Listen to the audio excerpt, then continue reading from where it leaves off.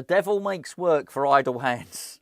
I don't think that's the saying, actually. I sounded almost evangelical then, didn't I? What I'm saying is, in a sort of roundabout sort of way, is because of the international break, because the transfer window has ended, it creates a little bit of a vacuum, and that vacuum sort of gets filled with stories.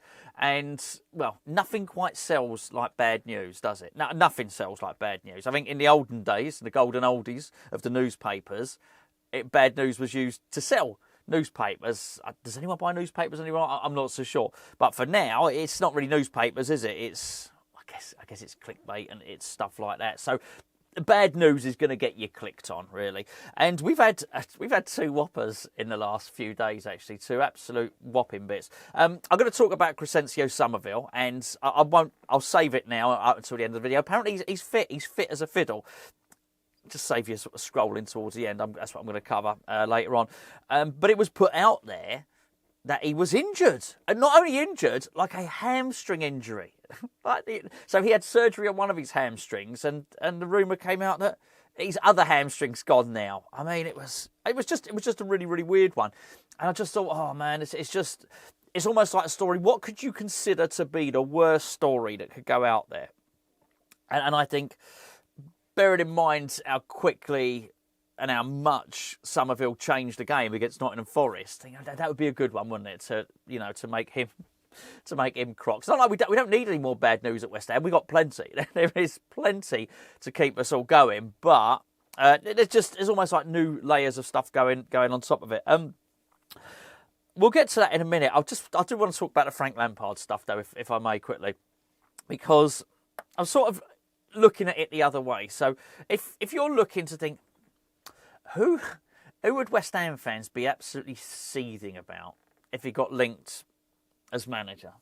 And I guess there's the obvious ones. Maybe you've got a Sam Allardyce. Maybe you've got Tony Pulis. Maybe it would be Rafa Benitez. But then you actually think about it. I think, well, actually, none of them are particularly realistic. And look, Lampard's doing okay. He's doing okay at Coventry City. They've played 4 games. They've won 2 and drawn 2. He's in 5th, right? But let's be fair. Lampard has had a very average managerial career. Brilliant player, very average managerial career. Almost got Derby promoted, but didn't quite. And that was when they were minted. They were throwing money at it back then. Took over at Chelsea when they had a transfer embargo. Did okay.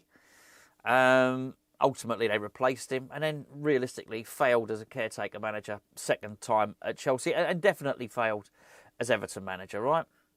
So I think even our owners wouldn't appoint Frank Lampard. Anyway, he's not available anyway, so that I guess that kills that rumour. But in many respects, but bearing in mind his relationship, Frank Lampard's relationship with West Ham fans, he is not liked. In fact, the best West Ham song may well be the Frank Lampard song. I know it should be Bubbles, but the Frank Lampard song is a bit of a beauty. But anyway, if you were going to pick somebody, I'm going to drop this name out there and just just drop it as a hand grenade and see what happens. Then you would use Lampard. And I just couldn't help but think, oh man, just some of this stuff. And I don't know where these. Well, actually, to be fair, I know where that one came from. That came from Football Insider, but and they were running it as an exclusive. And hey, look, it clearly ain't true. So I don't know if someone's mischief making with them or not. Don't know. But anyway, so then you get to the Summerville one, which is which player could we possibly say is injured that would really get West Ham fans worried? Well, the obvious one is Jarrod Bowen, but you can't do him, can you? You cannot do him because, well, he's training with England. He'd be sat on the England bench. It's very, very easy to disprove.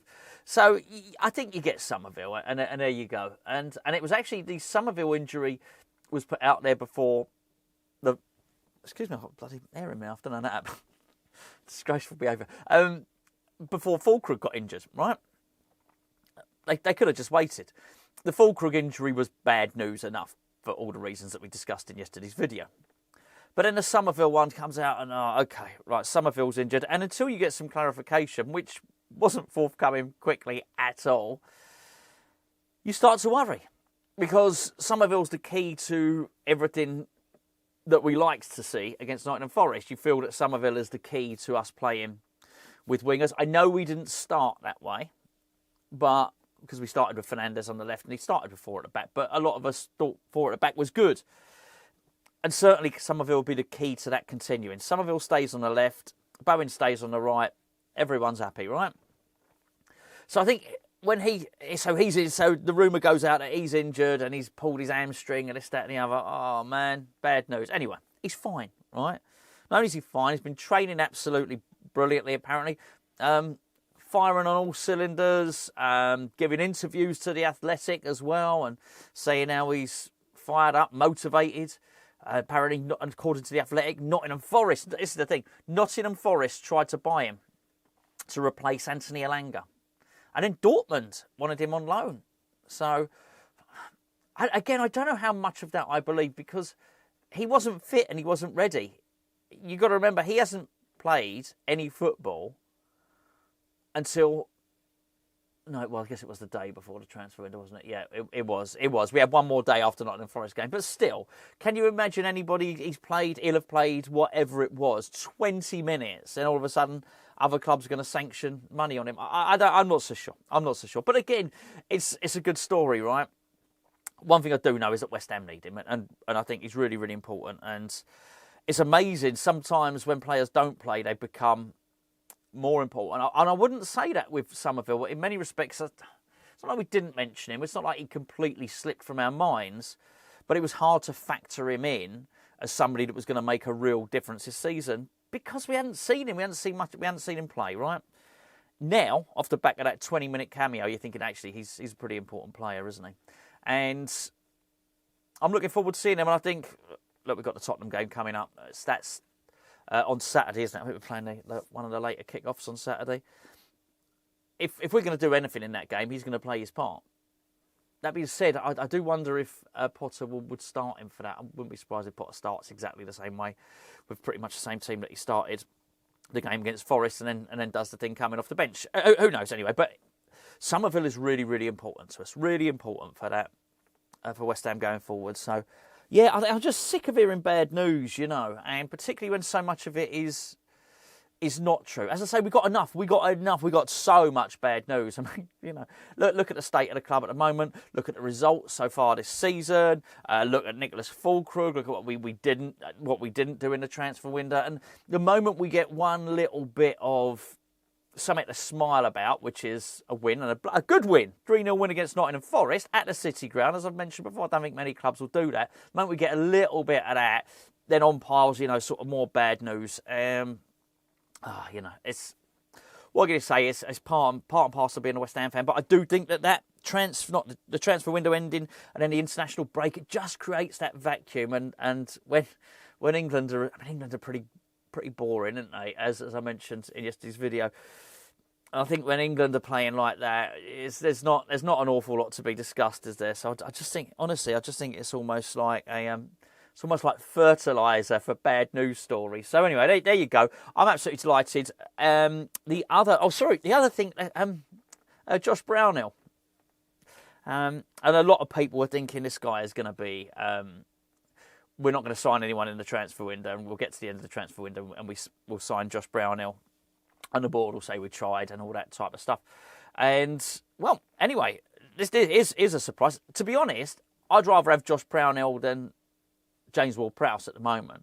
But I only say that now because we've signed Magassa and because we've signed Matías Fernandes. Almost forgot his name then. I've only seen him play once, let's be fair. I wouldn't have minded that, but I just wouldn't have wanted Brownhill instead of them. Anyway.